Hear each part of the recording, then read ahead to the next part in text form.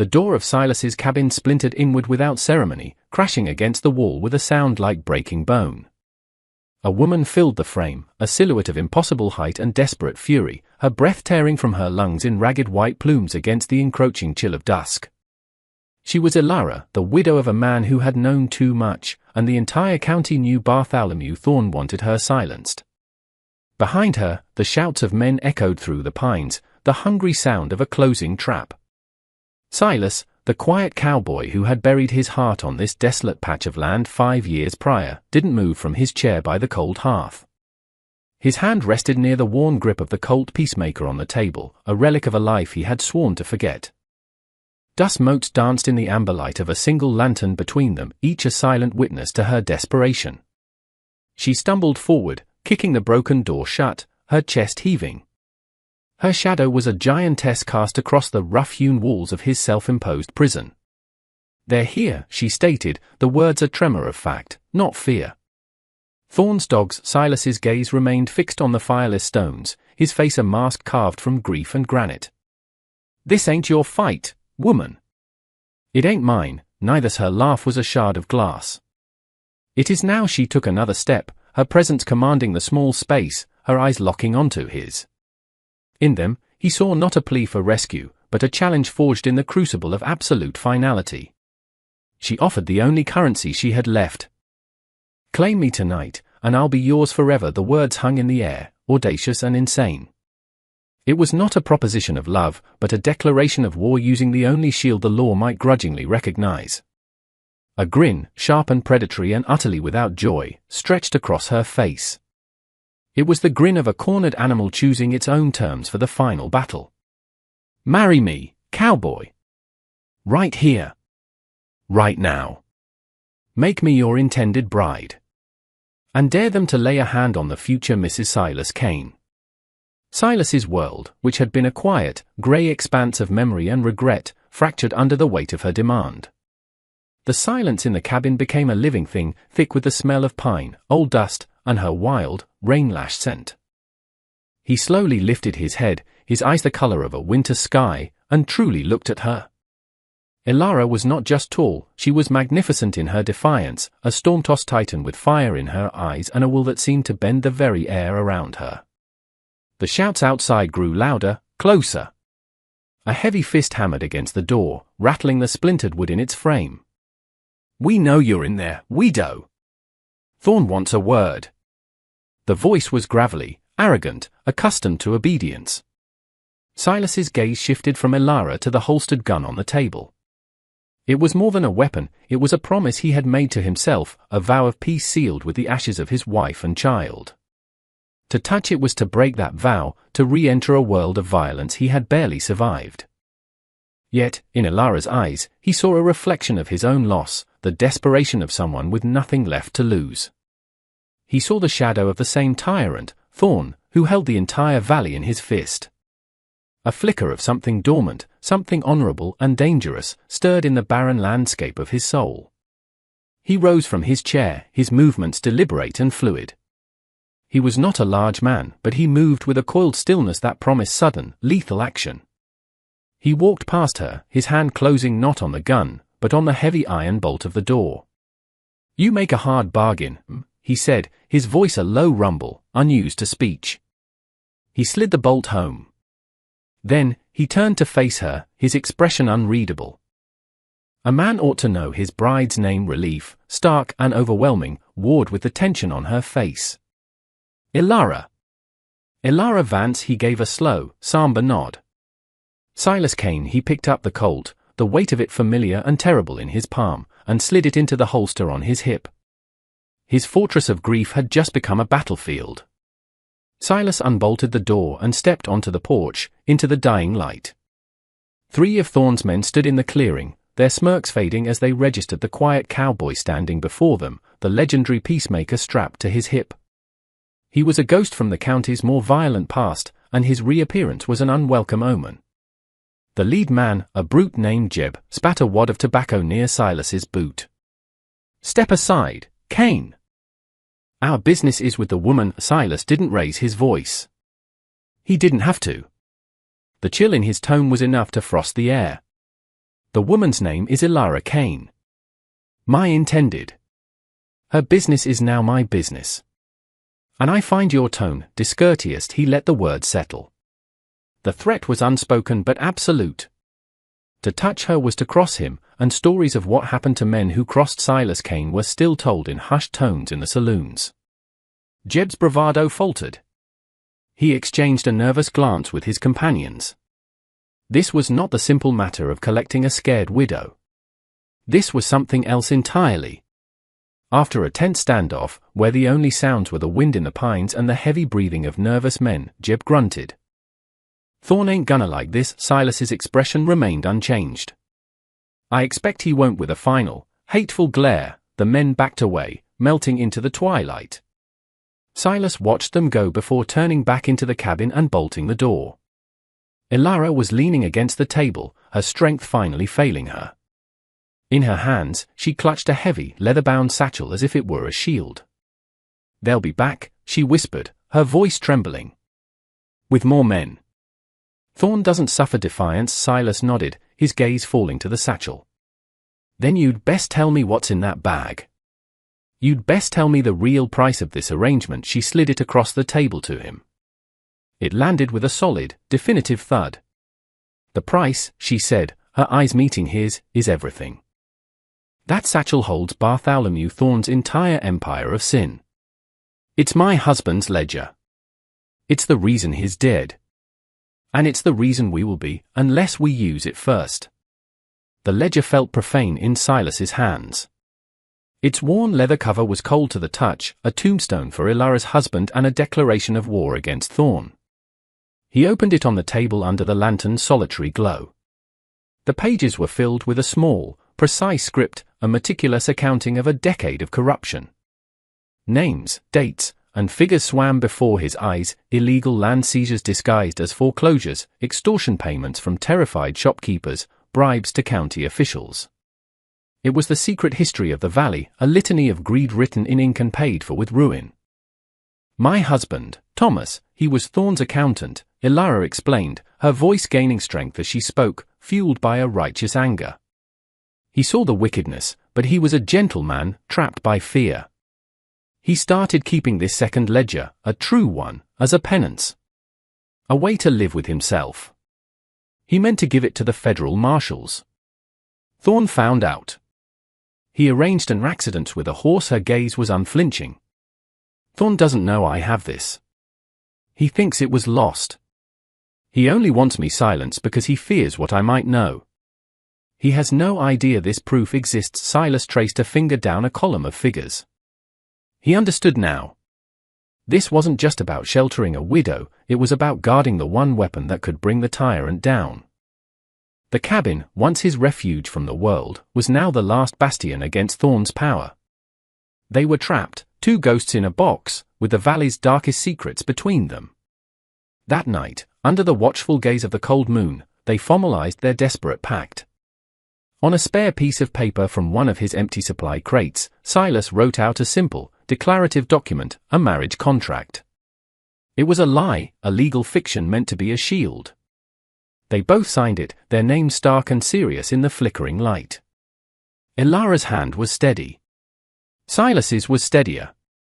As he signed his name beside hers, he felt an unexpected jolt. This paper, this fossud, was the first promise he had made to another living soul in 5 years. The contract, a symbol of their fake alliance, felt more real and binding than any iron chain. The days that followed were a study in tension and quiet observation. The cabin became a shared space, a fortress of two. They fell into a rhythm born of necessity. Silas would chop wood, his axe strokes echoing the stoic beat of his heart, while Elara would organize their meager supplies, her practical competence a quiet force against the encroaching dread. They spoke little, but their silence was not empty. It was filled with a growing awareness of each other. He saw the resilience in the set of her jaw, the intelligence in her watchful eyes. She was no damsel, but a partner in this siege, as tough and unyielding as the mountain granite. She, in turn, began to see past his silent exterior to the profound sorrow that haunted him, the ghost of a loss so deep it had reshaped the man he was. Thorn's retaliation was not long in coming, and it was insidious. It began not with bullets, but with starvation. When Silas went to the general store in Redemption, the proprietor, a man named Miller whom Silas had known for years, refused to look him in the eye. "Sorry, Silas," Miller mumbled, his face pale with fear. "Your credit's no good here. Thorne's orders. He's called in all my debts. I can't sell to you. Not even for cash. He'd ruin me. It was the same story at the smithy, the same at the livery. Thorne was strangling them, cutting them off from the world, turning the entire valley into a cage. He was demonstrating his power, making an example of them. They were forced to survive on what Silas could hunt and what little they had stored. One evening, as Elara salted a rabbit Silas had caught, her hand brushed his. The contact was electric, a sudden spark in the cold, tense air. They both froze, looking at each other. In that moment, the fake marriage, the contract born of desperation, was tested by the first flicker of a genuine, unspoken truth. They were not just allies. They were becoming something more, something forged in the crucible of their shared peril and a nascent, dangerous respect. The turning point came on a cold, rain-swept night, the kind that leaches warmth from a man's very bones. They were huddled by the fire, the ledger open on the table between them, a silent third party to their confinement. Elara was methodically going through the pages, looking for any weakness, any name of an outsider who might be immune to Thorne's influence. Her finger stopped on a page near the back, dated 5 years ago. "Silas," she said, her voice barely a whisper. "What was the name of your homestead?" Before you moved here, the question hung in the air, heavy with unspoken pain. He didn't look at her, his gaze fixed on the dancing flames. "Black Creek Crossing," Elara drew in a sharp breath. She turned the ledger towards him, her finger trembling as she pointed to a single entry. It was neat, clinical, and utterly monstrous. Black Creek Crossing, acquisition. Payment to J. Corrigan for services rendered, controlled burn, removal of squatters. Cost, $200. The price of his world. The price of his wife, Sarah, and his daughter, Lily. It wasn't a tragic accident. It wasn't a stray spark from a lantern he had failed to extinguish. It was a transaction. A line item in a book of evil. The grief that had been Silas's constant companion for 5 years, a dull and heavy shroud, did not lessen. It transformed. The immense weight of his sorrow began to glow with a white-hot incandescence. It condensed, sharpened, from a formless ache into a single, cold, crystalline point of purpose. He slowly stood up, the floorboards groaning under his weight. He looked at Elara, and for the first time, she saw the man he used to be, the man whose name had inspired fear and respect. The quiet cowboy was gone. In his place stood an avenging angel clad in denim and grief. The fight was no longer about protecting her or the ledger. It was about justice for the ghosts who haunted this cabin with him. "He didn't just take my future," Silas said, his voice terrifyingly calm. "He stole my past." The next morning, the rain had ceased, leaving the world washed clean and smelling of wet earth and pine. Silas was no longer a man in hiding. He moved with a chilling deliberation, cleaning his rifle, checking every cartridge in his belt. He was preparing for war. Elara watched him, her heart aching for the new pain she had unearthed, but also filled with a fierce pride for the man who refused to remain broken. "Where are you going?" she asked, though she already knew. "To town," he replied, not looking up from his task. "Thorne thinks these people are his herd. He thinks they're cattle, broken by fear. It's time to remind them they're men." He saddled his horse, the creak of the leather a stark sound in the morning stillness. He strapped the ledger, wrapped in oilcloth, behind his saddle. It was his proof, his sermon, his declaration.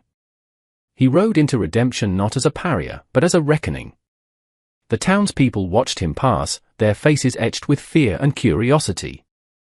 He dismounted not at the saloon, Thorne's seat of power, but in the center of the dusty main street. He went first to the blacksmith, a burly man named Gus whose shoulders were slumped with debt. He opened the ledger and showed Gus the entry detailing how Thorne had acquired the note on his forge for pennies on the dollar through a proxy, bleeding him dry. He went to Miller at the general store and showed him the meticulous record of extortion, the protection and money that kept his family fed but his spirit starved. One by one, he sought them out. The farmers, the stable hands, the ordinary folk. He did not make grand speeches.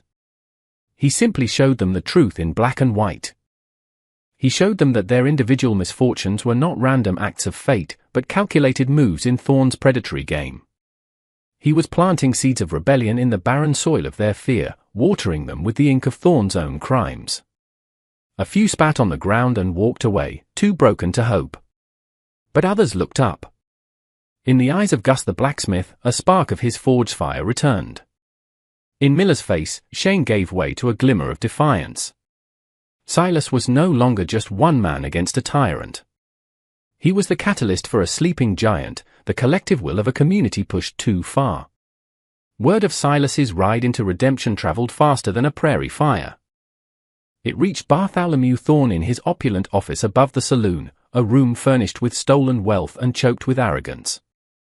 He stood at the window, looking down at the town he considered his personal property.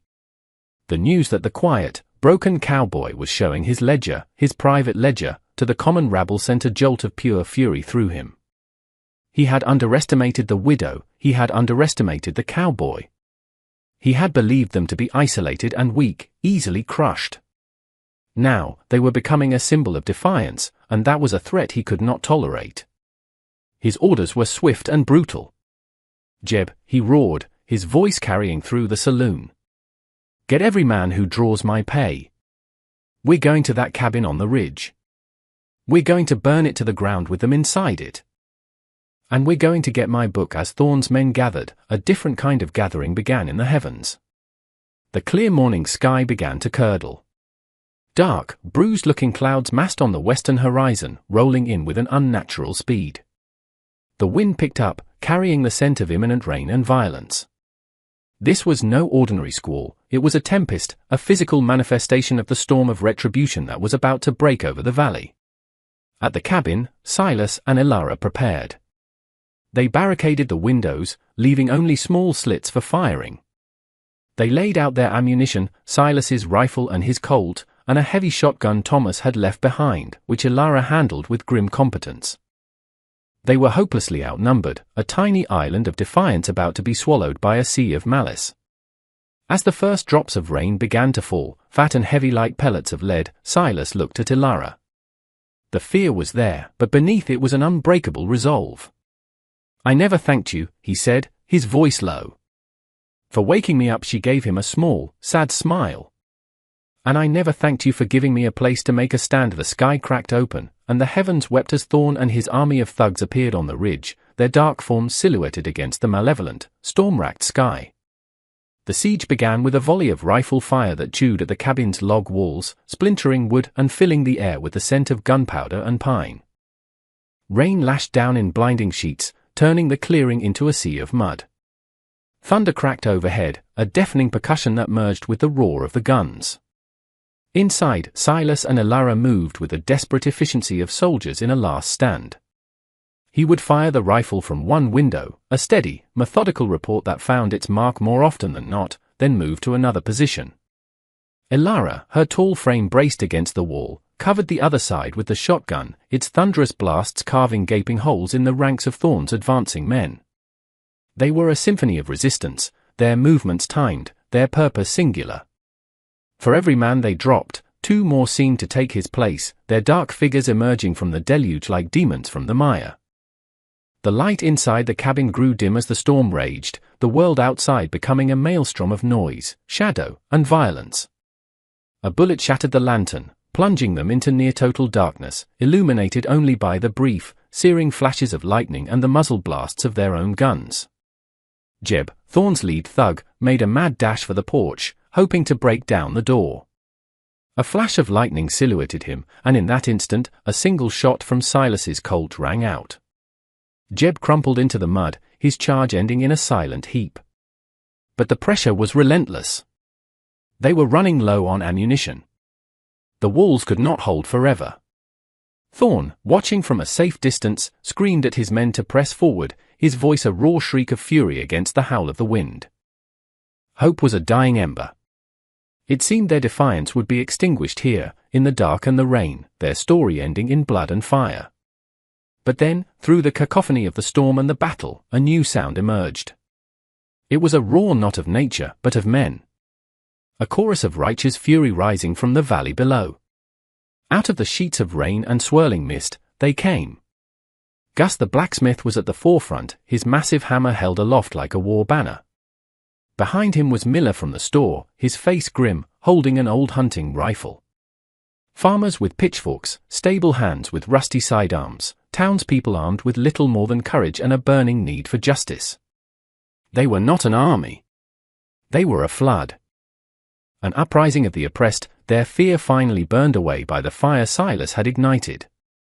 They swarmed up the ridge, their battle cry mixing with the thunder, and fell upon the flank of Thorn's hired guns. The besiegers became the besieged.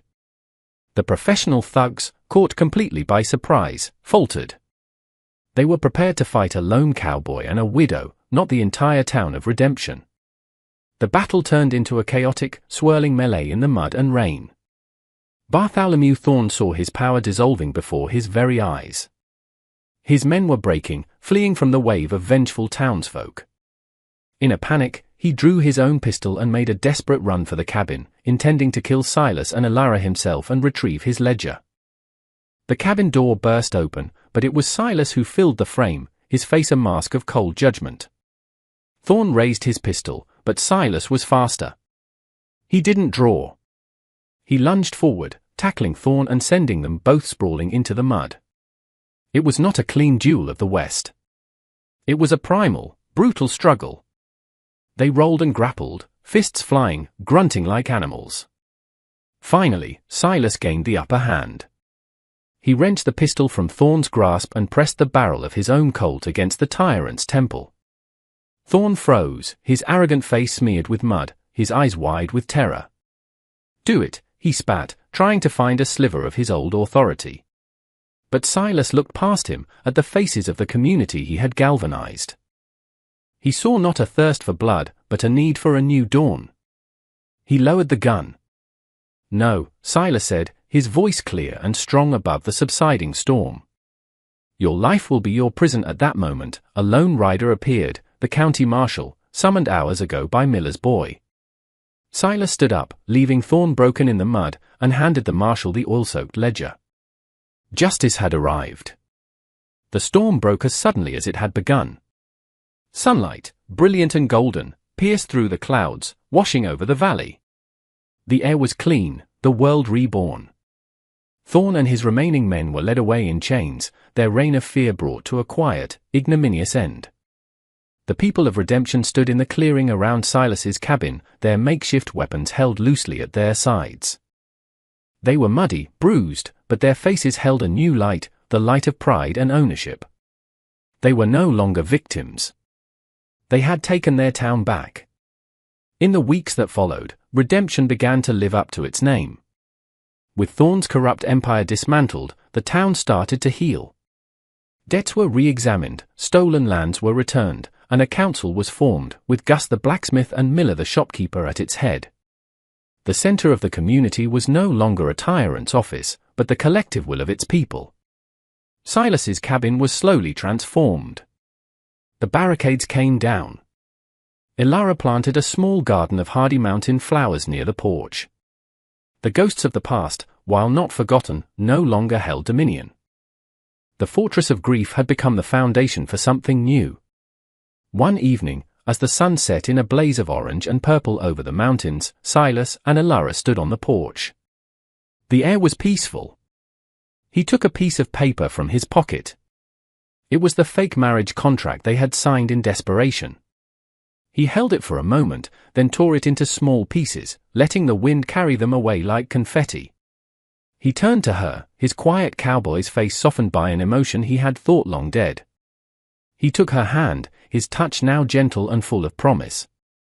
"Elara," he said, her name a prayer on his lips. "The bargain is fulfilled.